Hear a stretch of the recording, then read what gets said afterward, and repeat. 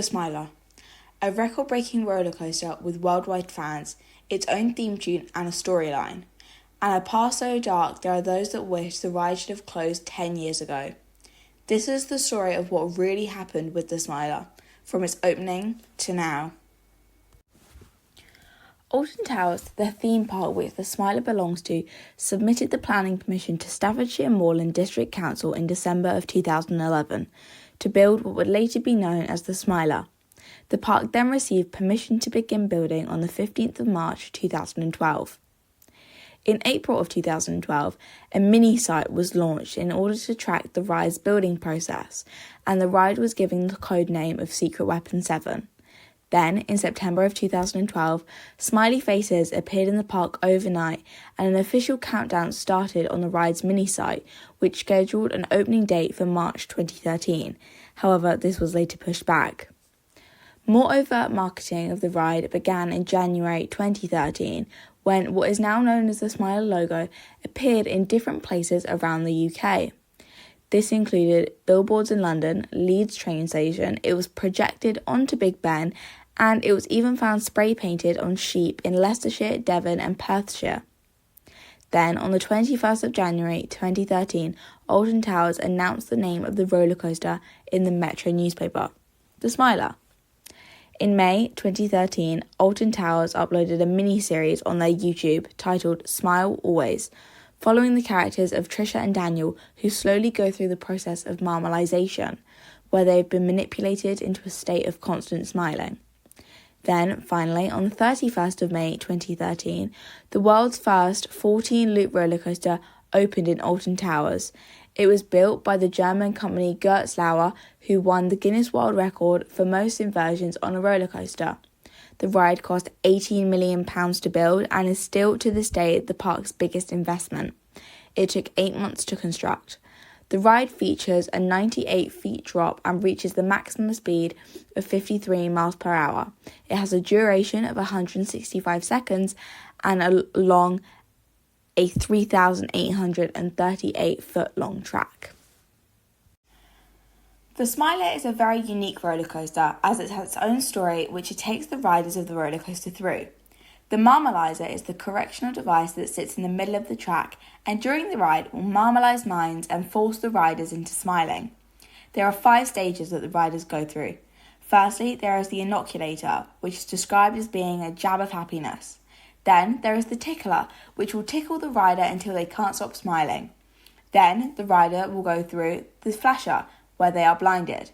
Next is the giggler, where infectious toxic laughing gas is sprayed. And lastly, the hypnotizer, which disorientates and hypnotizes the rider and disrupts their self-awareness. These are all theoretical elements which contribute to the ride's storyline.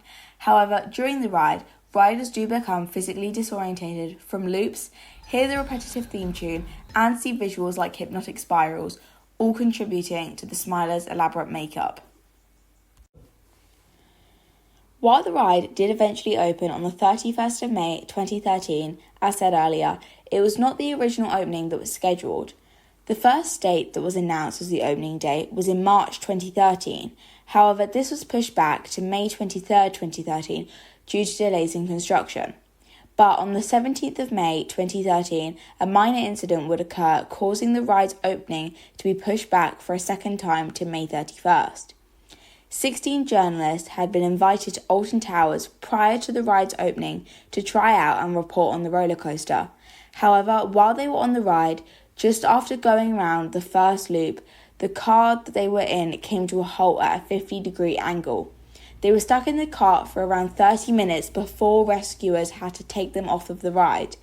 Alton Towers described this incident as a technical issue, but little did the park note that this was only the start of a long run of minor incidents the coaster would have before eventually having the fateful crash in 2015. The first minor incident to occur was the one with the 16 journalists, but it wasn't long before the ride started having more issues. In June 2013, less than 2 weeks after the ride had opened, the roller coaster stalled 3 times. The first 2 times, the train had valleyed on the batwing element of the circuit, and it was speculated that the second time occurred due to it being an empty cart. The The third time it also occurred in the Batwing element, however this time weighted dummies had been used. A crane was brought onto site in order to remove the stalled vehicle. The ride reopened the next day. The next incident occurred on the 21st of July 2013 when a small part of the track flew off and narrowly missed the queue. It was described as being a metal pole by eyewitnesses. This caused a small gap to appear on the track and 48 people had to be evacuated off of the ride. The ride was then shut for 4 days. The next incident occurred only 5 days after the ride reopened on the 30th of July 2013. This is because cracks had been found in the base of one of the ride's supports. This led to the ride being closed a further 4 days. The next minor incident to occur later in 2013 on November 2nd, guide wheels that detached from the train line during the vertical incline struck 4 riders in the face and shoulders, causing them to be injured. This then led to the ride being closed for 5 days. On the 2nd of June 2015, a serious incident occurred on the Smiler which resulted in the ride being closed for around 10 months, and here's the story of how that occurred. There are some important things to note when looking at what happened that day. Firstly, the roller coaster was not meant to operate under wind speeds of more than 34 miles per hour. However, on this particular day, the wind had been reaching speeds of 46 miles per hour. Also, the queues for this day were incredibly long. With this, the people operating the ride that day decided to put a 5th car on the track to cut down on the wait times, so sent this on a test run.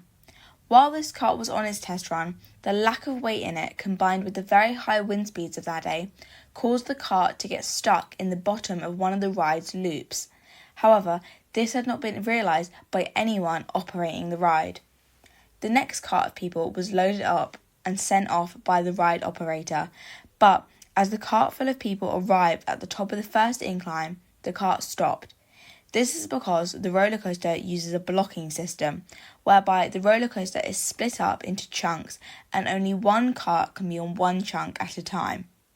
As the empty cart was stuck in the loop of the next chunk, the cart full of people automatically stopped. This sent an alert to the maintenance engineer, who was unaware about the 5th cart being sent out and stuck in the loop, that the cart had been automatically stopped. As the maintenance engineer was unaware of this, they manually overrode the ride's blocking system and gave permission for the cart to go ahead into the next block, causing the cart full of people to crash into the empty cart. The cart with people collided with the empty cart multiple times before eventually stopping and crushing people in the front row. It took 11 minutes for someone to call the emergency services after the crash had taken place, and 11 out of the 16 passengers were injured to the degree where they required medical attention. The people in the front row were stuck as the metal shield in the front of the car had folded inwards. Also, the tow bar on the back of the empty car had pushed us in further. Overall, it took 4 hours to get the front row of passengers out of the cart. 2 women, Leah Washington and Vicky Balch, were sitting in the middle seats of the front row of the cart. They both needed a leg amputating as a result of their legs being crushed by the metal shield and tow bar. Joe Pugh, who was also on the front row, shattered both of his kneecaps caused by the crash. They've all spoken out about what they experienced the day of the crash. Leah, Vicky and Joe all spoke on This Morning about what they had gone through and shared their own story about what had happened. And then I started getting pain, I couldn't feel my toes, so I started to panic and I looked down at my legs and all my left leg were pushed up. And that was from the bar, was it? Yeah. And were you feeling pain at all still at that point, or you just couldn't feel your toes? No, I just couldn't feel my toes. I was trying to wiggle them and sensation just weren't there. Yeah, for me, it sort of went slow motion. So I didn't see it and it just happened. We went down and then went round a loop and everyone was screaming because it's scary. Mm-hmm. And then it was really exciting, and then all of a sudden it was just horrifying, and because it went slow motion, I was just like, why is it there? I was like, I can't, this doesn't happen. I was like, no, Like, When we got to top of incline, like the first one, it just stopped at top for about 20 minutes. So you were stuck at the top for 20 minutes? And I said to Leah and like to others who were on carriageways, I says, this isn't right, like this shouldn't be happening. And then it came over speakers just saying like, we're gonna help you, we're just experiencing some technical difficulties. And then after that was said, then we just set off, and then 2 minutes later we'd just crashed. Also, all three of them spoke on This Morning together in June 2016, a year after the crash, reflecting on how the last year had been for them and their recovery. How hard has this year been, and how hard does it continue to be each day to deal with your injuries? it's undescribable to say how hard it is. You can't really compare it to anything because no one really understands unless they've been through it as well. You've just got to take every day as it comes. And it is every day, isn't it? The smallest things. What do you find most difficult, Leah? Probably having to put my leg on every day, or like waking up and having to use crutches just to go to the bathroom or into kitchen. I think that's probably what I find hardest because it's what's changed most, not being able to just jump out of bed and get on with day. Do you think Leah has changed, or have you changed, or, you know, when you look back at what this year has cost you guys? I think we've become closer as a couple, definitely. And I think we've kind of realised what's kind of important in life, and to just literally take each day as it comes, because you don't know what's around the corner. And yeah, I think we're both being really helpful towards each other, and I don't think we'd have come this far if we didn't have each other, really. As for Alton Towers, after the crash, the park was immediately closed and an investigation began.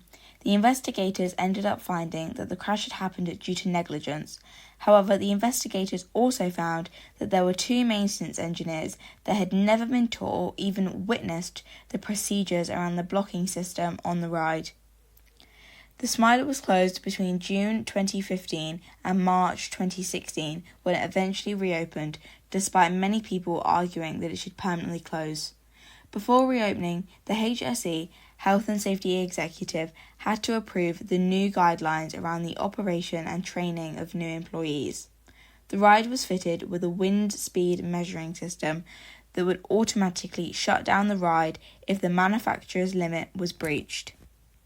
The HSE ended up prosecuting Merlin Entertainment, the company that owned Alton Towers, for their wrongdoings, and the company pled guilty and had to pay a fine of £5 million in September of 2016.